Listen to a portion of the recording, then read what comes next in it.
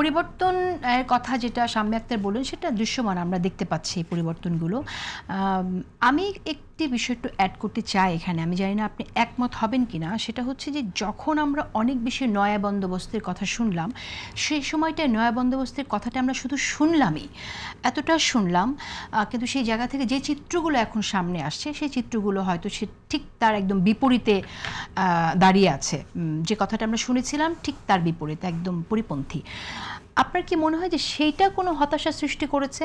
কারণ এখন আপনি নয়া বন্দোবস্ত বলবেন নাকি বলবেন আমি জানি না, কিন্তু আমার কাছে মনে হয় যে এটা নয়া বন্দোবস্তের অংশই। বর্তমান সরকার যে কাজগুলো কথা শাম্মী আক্তার বলছেন, যদি সেই কাজগুলো কন্টিনিউ থাকে সেটা তো নয়া বন্দোবস্তের অংশ আমরা বলতে পারি। ধন্যবাদ। করেন কিনা? আমাদের একটা সাইকোলজিকে আপনাকে মনে করিয়ে দিই। গত বছর ঈদে আপনি যে ড্রেসটা কিনেছেন, এবার খুব শখ করে কিনেছেন। এবার ঈদে কেউ যদি সঙ্গে করে নিয়ে আপনার ওই ড্রেসটা কিনে দিতে চায়, আপনি সেটি পছন্দ করবেন না। অর্থাৎ এক বছর আগে যে ড্রেসটা আপনার কাছে সব থেকে ভালো লেগেছে, আমাদের রুচির পরিবর্তনটা হয়।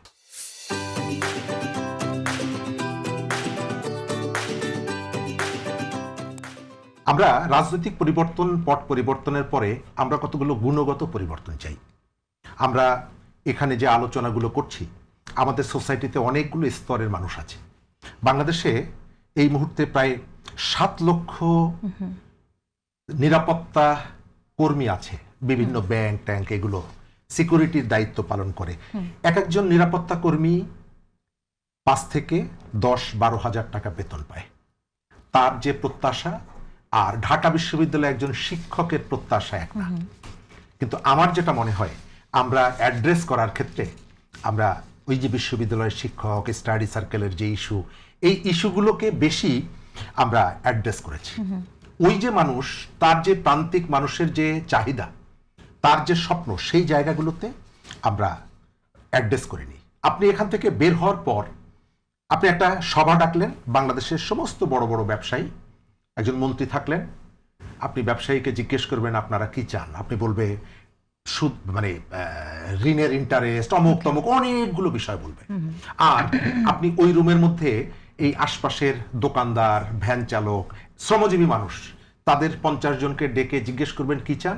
তার একটা মাত্র চাওয়া, সেটা হলো আপনি এমন একটা এনভায়রনমেন্ট আমাকে ক্রিয়েট করে দেন, আমি যেন সকালবেলায় আমার ভ্যানটা নিয়ে বাজারে যেতে পারি, আমাকে কেউ কোনোভাবে ডিস্টার্ব না করে। আমার যে মেয়েটা স্কুলে যায়, সে যাতে নিরাপদে বাড়ি থেকে স্কুল এবং ফিরে আসতে পারে। আমরা বড় যে ভুলটা করেছি, এই যে সাধারণ মানুষের যে এক্সপেকটেশন, এই জায়গাটা আমরা অ্যাড্রেস করিনি এবং আমরা কতগুলো ভাবনা তাদের উপরে চাপিয়ে দিয়েছি। সরকারের প্রধানমন্ত্রী অনেকগুলো জায়গায় পরিবর্তন এনেছেন, কালচারালিও কতগুলো পরিবর্তন এনেছেন, এবং এই পর্যন্ত তার আলোচনার মধ্যে আপনি প্রতিপক্ষকে ক্রিটিক করা, এই জায়গাগুলো নেই। কিন্তু এটি হচ্ছে একজন ব্যক্তির আচরণের পরিবর্তনটা।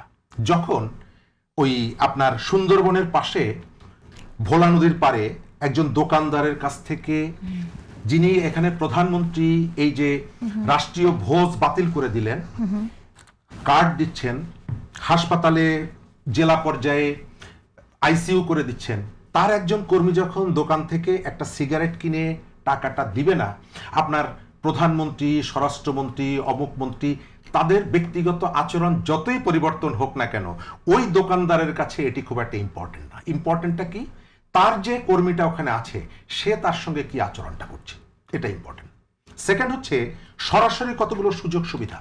আওয়ামী লীগের সময়ে তারা নিজেদের একটা ইকোনমিক বলয় তারা গড়ে তুলেছিল, এটা যেমন সত্য, আবার ওই প্রান্তিক মানুষের কাছে নানা ফর্মে সোশ্যাল সেফটি ইত্যাদি ইত্যাদির মধ্য দিয়ে কিছু সুযোগ সুবিধা গেছে, সেটি কন্টিনিউ করা যায়নি। ওই মানুষের, তারা কিন্তু এই যে শহরের যে রাজনীতি এতটা বোঝে না। তারা ওই যেটা বললাম যে আমার মেয়েটা যেন নিরাপদে স্কুলে যেতে পারে এবং ফিরে আসতে পারে, এই জায়গাগুলোকে আমরা জুলাই অভ্যুত্থানের পরে আমরা অ্যাড্রেসটা করিনি। এবং আপনি খেয়াল করবেন যে জুলাইটা আসলে কি ছিল, জুলাইটা অনেকগুলো সমন্বয় ছিল। এখানে কালচারাল অ্যাক্টিভিস্ট, এখানে নারী, শিশু, শিল্পী, নানা জায়গা থেকে মানুষ নেমেছে না। কিন্তু জুলাইয়ের পরে আমরা প্রথম যেটা ঠিক করেছি যে এইখান থেকে নারীদেরকে আমি বিচ্ছিন্ন করে ফেলবো, আমি এখান থেকে কালচারাল যে অ্যাক্টিভিস্ট তাদেরকে বিচ্ছিন্ন করে ফেলবো। আমি ঠিক করেছি যে জুলাই এসেছে কেবলমাত্র আমাদের সমমনা কয়েকজন মানুষের সম্মিলিত প্রচেষ্টার মধ্য দিয়ে, এবং আপনি যে ক্রেডিটের দরকার নেই, অন্তত তার কথাটা আপনি শোনেন। আপনি শোনেননি, আপনি সে টিপ করেছে কেন, সে ওড়না দেয়নি কেন, এই ধরনের যে আচরণগুলো করার ভেতর থেকে আমরা পুরো পক্ষের শক্তিকে আপনি ডিভিশন করে ফেলেছেন, এবং তার মধ্যে একটা সময় গিয়ে অনুশোচনা এসেছে, তার মধ্যে এক সময় ক্ষোভ এসেছে যে আমি কি এইটার জন্য পরিবর্তনটা এনেছিলাম। আমরা আমাদের এবং পরবর্তী যে সরকার, আপনার এখানে যে অল্টারনেটিভ যে কালচারটা গড়ে তোলা দরকার ছিল, আমাদের এখানে আইনের শাসন কি ছিল? আমার ইচ্ছা হয়েছে 10 জন একসাথ হয়েছি, চলো অমুক মাজারে যে আগুন দিয়ে আসি। আচ্ছা, মাজারে আগুন দেওয়ার কোনো এজেন্ডা কি আমার জুলাই অভ্যুত্থানে ছিল? এটা প্রশ্নের মুখোমুখি কেন হবে না? জুলাই অভ্যুত্থানে কি মাজারে আগুন দেওয়ার এজেন্ডা আমার মধ্যে ছিল? মুক্তিযুদ্ধ জাদুঘরে হামলা করার এজেন্ডা ছিল? জাস্ট আমি শেষ করে দেব একটা ঘটনার ভেতর থেকে। এই যে চ্যালেঞ্জের মুখে পড়লে একটা বড় কারণ কি জানেন? এই যে মিথ্যা মামলাগুলো হয়েছে, ভুয়া মামলাগুলো হয়েছে, অজস্র মানুষকে আসামি করা হয়েছে মামলা বাণিজ্যের কারণে।